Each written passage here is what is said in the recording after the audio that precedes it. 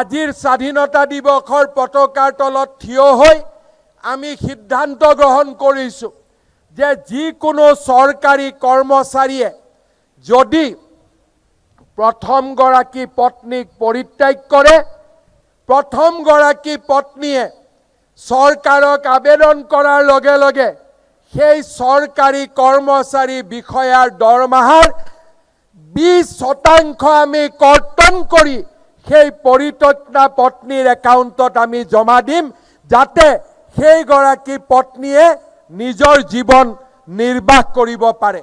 আজিৰ এই দিনটোতে মই অসম আৰক্ষীক 1 নৱেম্বৰৰ পৰা 30 দিন বাল্য বিবাহৰ বিৰুদ্ধে এক আপোচবিহীন সংগ্ৰামত লিপ্ত হ'বলৈ নিৰ্দেশ জাৰি কৰিছোঁ।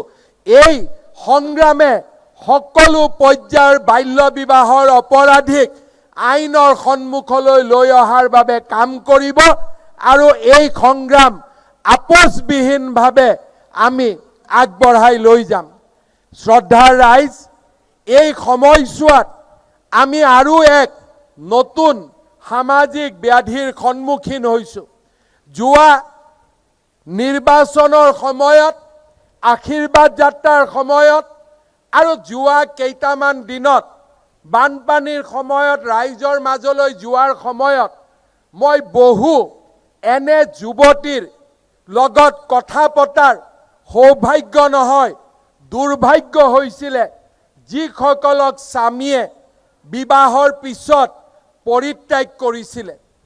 চৰকাৰী কৰ্মচাৰী যিসকলে চৰকাৰী চাকৰি কৰি আছে, তেওঁলোকে প্ৰথম গৰাকী পত্নীক ডাইভোৰ্চ নিদিয়াকৈ আন মহিলাৰ লগত ইনফৰ্মেলি অনানুষ্ঠানিকভাৱে বিবাহত আবদ্ধ হৈছে।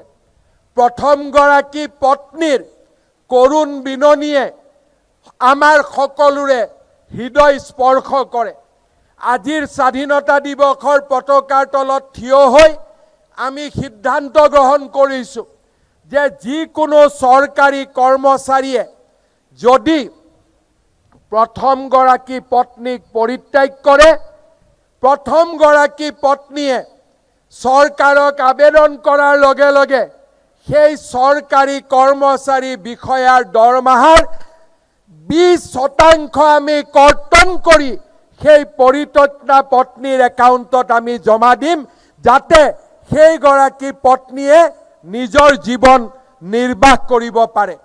মই বেচৰকাৰী খণ্ডত কাম কৰা কৰ্মচাৰীসকলৰ ক্ষেত্ৰতো এই নিয়ম শৃংখলিত কৰাৰ বাবে এখন আইন বিধানসভাত অনাৰ বাবে প্ৰস্তাৱ গ্ৰহণ কৰিছোঁ।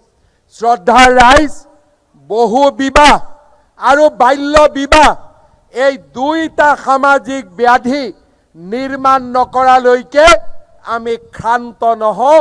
এয়া অসমৰ মা শক্তিৰ ওচৰত, মাতৃশক্তিৰ ওচৰত মোৰ সংকল্প। স্বাধীনতা দিৱসৰ তিৰংগ পতাকাৰ তলত থিয় হৈ মই আকৌ এবাৰ ঘোষণা কৰিছোঁ।